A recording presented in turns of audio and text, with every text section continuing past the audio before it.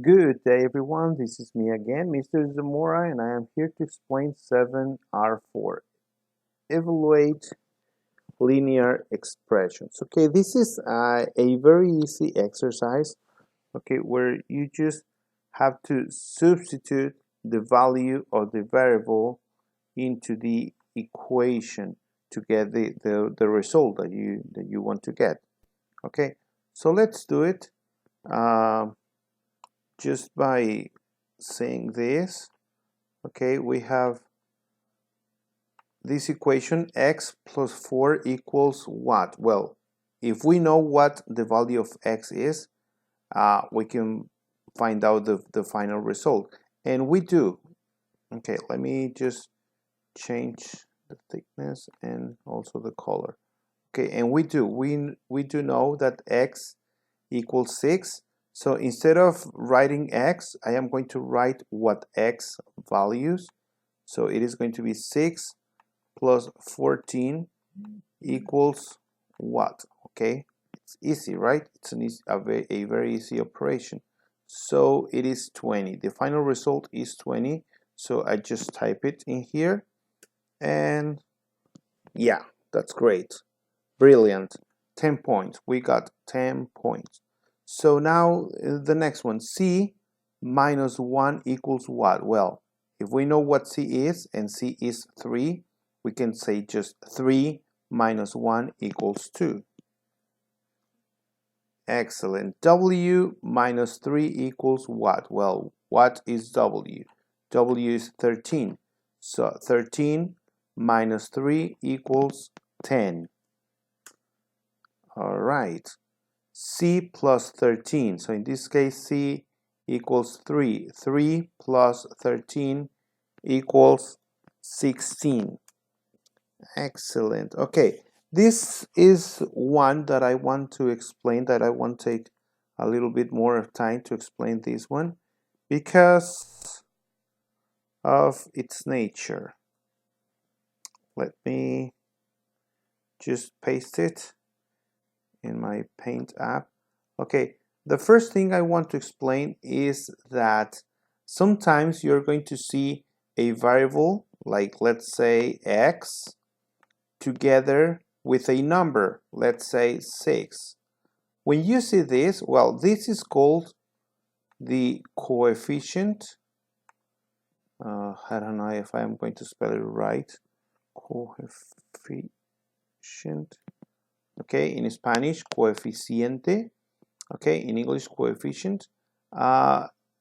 Also, well, this of course is the variable, right? Okay, the spelling is exactly the same in English as in Spanish. Okay, so whenever you see a coefficient like any number, 6, 7, 13, 1 million, or even it can be even a fraction like 1/3, 2/5, or also a non-whole number like with decimals like 1.5x, it's also valid. So whenever you see them together, like a number and a variable together, there is a multiplication implied. Okay, let me just change color here. We can see a multiplication. Okay, this is a multiplication which is 6 times x. Okay, aquí hay una multiplicación, 6 por x. Okay, so this is something very important that I wanted you to know, that I wanted you to make sure. Well, I wanted to be sure that you understand this one, because it is very common in algebra to see things like this. Okay, so now after having explained that, we can now evaluate the expression in here. So we have 2k, so it means 2 times k, or in other words, we can just write 12 plus 2 times k. But what is k? K equals 4. Okay, so Be careful not to say 2 and then 4 because they are together. You could say that and then it is going to form a 24. But no. This is not correct. Okay? The correct thing is to say 2 times k. In this case, 2 times 4. So now, 2 times 4 equals 8. So it is 12 plus 8. Also make sure not to add first because you remember the order of operation. The order of operations tells us that even if the addition comes first, we need to do the multiplication before that. Okay, so 2 times 4 equals 8, and 8 plus 12 equals 20, right? So the answer in here will be 20. All right, terrific. Okay, so in this case, we're going to multiply 3 times 2. It's 6. And then we're going to add 1.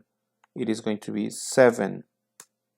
All right, so I think with this is good for you to explain the last one. The last two, I am going to explain them in Spanish. Entonces, las últimas van a estar en español. Tenemos 14 por z. ¿Cuánto vale z? Z vale 0. Entonces, 14 por 0 igual a 0.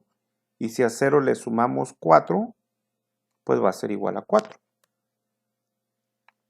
Lo mandamos y ahí está, correcto. 7 por v, recuerden, siempre que tengamos un número con una letra, es decir, un coeficiente con una variable juntos, es una multiplicación. 7 por v, y si sabemos que la v vale 2, 7 por 2, 14, menos 3, igual a 11. Recuerden siempre hacer primero la operación que tenga mayor jerarquía. Si no hay paréntesis, hay que hacer la operación con mayor jerarquía y que vaya apareciendo de izquierda a derecha. Ok. Bueno, con esto creo que es suficiente, solo teniendo cuidado con el signo. ¿Qué pasa aquí con el signo? Si la z vale menos 39, entonces este menos 39 lo multiplicamos por el signo negativo y menos por menos es más. Entonces el valor de menos z sería 39 positivo. Lo explico en Paint para que se entienda mejor. Porque les puede venir una similar a esta. Vamos a eliminar nada más esta parte. Entonces, les explicaba esta parte. Entonces, vamos a escribir aquí, en lugar de escribir z, voy a escribir el valor de z. Entonces, pero escribo el signo menos z. ¿Cuánto vale z? Y voy a ponerlo entre paréntesis, menos 39. O puedo no poner paréntesis, no pasa nada. ¿Sí? Puedo poner menos 39. ¿Sí? Y luego menos 84. ¿Ok? Entonces, esto en realidad se va a formar un número positivo. Entonces, quedaría como positivo 39 menos 84. ¿Cuánto es? ¿Se acuerdan de los soldaditos? Ganan los soldados negativos o gana el ejército negativo. Entonces, el resultado va a ser negativo. ¿Con cuántos? Con la diferencia. ¿Cuánto es la diferencia? Son 9 para 14, son 5, llevamos una, 3 y una 4 para 8, 4, con 45. Entonces la diferencia sería 45 negativo.